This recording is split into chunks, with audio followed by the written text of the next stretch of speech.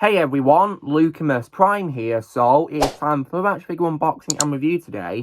And this time it's going to be a special occasion because it's not going to be like a McFarlane Toys or NECA or like a DC or Marvel figure going to be unboxing. But this time it's going to be for a character from another one of my favourite franchises of all time.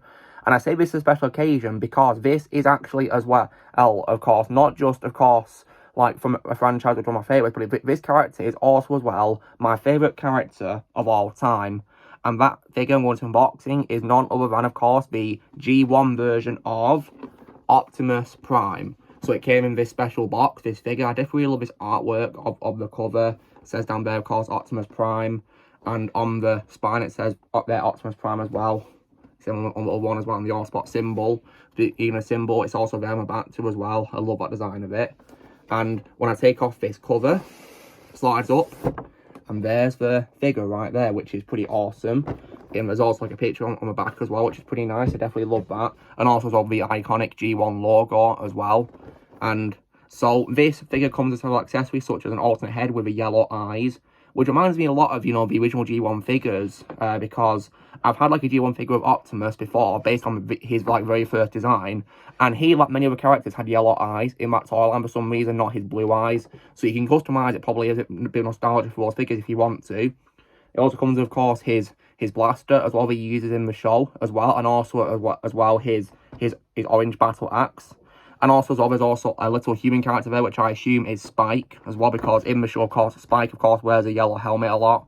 There's also alternate hands down there as well, probably so he can hold his blaster, because if you look at his two hands here, they're both fists. So I assume, of course, that these alternate hands will of course, allow you to customize the figure.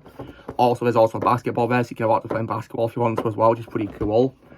And this figure as well, according to, of course, what I can see based on the design, it doesn't appear to be able to transform, but I'm not really going to complain because when I display my Transformers, I like to keep in robot mode, really, to be honest.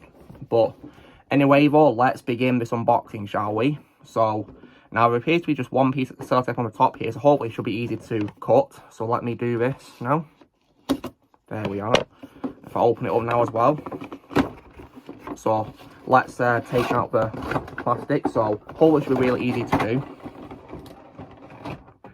Okay, so inside, of course, the box, of course, is this. The whole figure is in there. There's also like two layers too as well. And when it comes, of course, to what Optimus Prime means to me as a character then, so as I just said, guys, when introducing the figure, Optimus is my favourite character of all time. Not just my favourite Transformer, but my favourite character of all time, because he's one of my many inspirations when I was a kid, and he still is to this day. And it's because of him that Peter Cullen is my favourite voice actor of all time. I personally think his voice for Optimus Prime is, to me, the best voice of all time. It's always a huge pleasure to listen to, and ever since he first voiced in the G1 cartoon, he's always been such a great voice to listen to ever since I was a little kid, and to this day, mainly because, of course, I saw Transformers Rise of the Beast, and even in that film when he was in his 80s, he'd still got it, in my opinion. And I hope he continues to voice Prime for as long as possible, because he truly deserves to play him as much as possible. And he has said himself he'd love to continue playing him, and I hope he does. I really do, because he's an absolute legend, Peter Cullen is. Definitely my favourite voice actor of all time. And always a pleasure to hear him as Optimus. And I love how, after a G1 cartoon, he got to reprise his role, of course, first of all, in Michael Bay's first movie, which was definitely an amazing privilege. To me, the best decision Michael Bay made when it comes to making Transformers films, the five of them which he directed, of course. Because even though I personally don't like most of that franchise, I really do appreciate that he got the man himself, he's calling back to reprise as well as Optimus for those films. I really appreciate that about Michael Bay. And Peter Cullen also came out for many Transformers games, some of them, of course, based on the movies, and also some other ones, like, for example, I definitely personally love the Cybertron games, and Transformers Fall of Cybertron, to me, is the greatest Transformers game ever, and Peter Cullen, as always, shined a lot in that game as Optimus. And in other shows too as well, G1. For example, I, of course, absolutely love Transformers Prime. That's probably my second favourite Transformers show after G1. Definitely, in my opinion, a great show, mainly because he got to reprise as well as Optimus, alongside another great cast of actors with him, which was definitely incredible. And he keeps voicing Prime to this day, and I hope he does for as long as possible, because Peter Cullen is just such a glorious legend. To me, the best voice actor of all time, who gives, in my opinion, the best voice of all time for Optimus. So now, let's see what's in this box, shall we? So, now, I'm going to be careful with the layers. So like, is it easy to take it off? I hope it is. Oh, what, just from a fall. Okay. Oh, not to worry, it's just Matrix of Leadership, which is just here. So that's what it looks like, guys, based on the G1 show. Doesn't appear to open up though, which is a bit of a shame, because my Transformers Masterpiece figure of Optimus Prime from G1, which is somewhere, does have the Matrix in it, which can open up to, you know, reveal the crystal inside it. But anyway, let's get the rest of the accessories out, because it appears as though these two layers are like together, and I don't want to like pull it even more to cause the accessory to fall apart. There's the blaster, looks just like how it appears in the show, which is brilliant, very accurate. Then let's also go, see if I can try and get a basketball out, hopefully. What's this?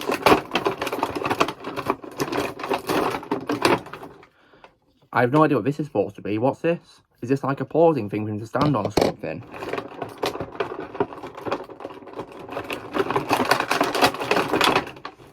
Also, what's this supposed to be? Is this like a jetpack or something?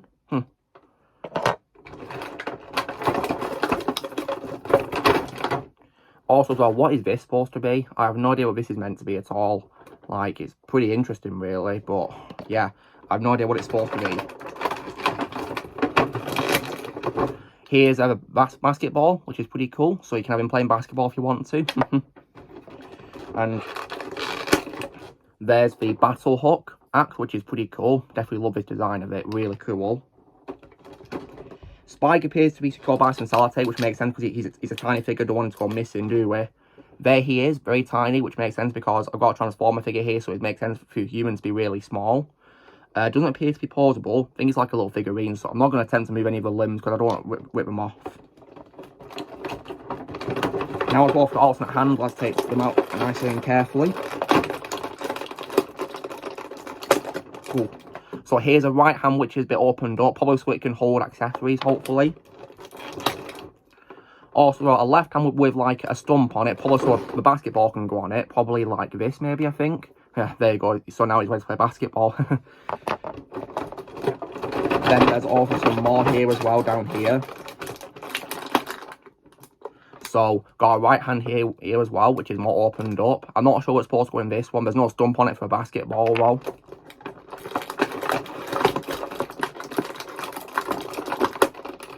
And then also as well, another left hand, which is instead pointing. So that's pretty cool. Different types of hands, really. But it seems only one hand is capable of holding a basketball, which is, of course, the left hand. Here is the alternate head, which looks like this with the yellow eyes. Looks pretty accurate, actually, to, you know, the figure that, you know, have the yellow eyes, really, which is pretty cool. And now for the main event, the figure himself, which appears to be secured by, like, a metal piece of rope, which hopefully shouldn't be too hard to, you know, cut. I really hope. There we go. Cut it. And here we are, the figure itself. And wow, it's definitely, in my opinion, a really awesome privilege to have a figure of Optimus again. It's a lot smaller than I thought it would be, really, once you take out the packaging. But yeah, it's definitely a G1 figure, which definitely, in my opinion, looks really great. Just like how he appears in the show. And so... And as I thought as well, the figure does not transform, which makes sense, really, because of the design of it. I think it'd be really hard to do, really. Now, I'm going to assume as well that the hands are easy to take off to swap them. Hopefully, not too hard to do. They can spin around 360 degrees, and so can the left one. They can go to a side too. Oh, wait, like this. Octo's doing a T-pose.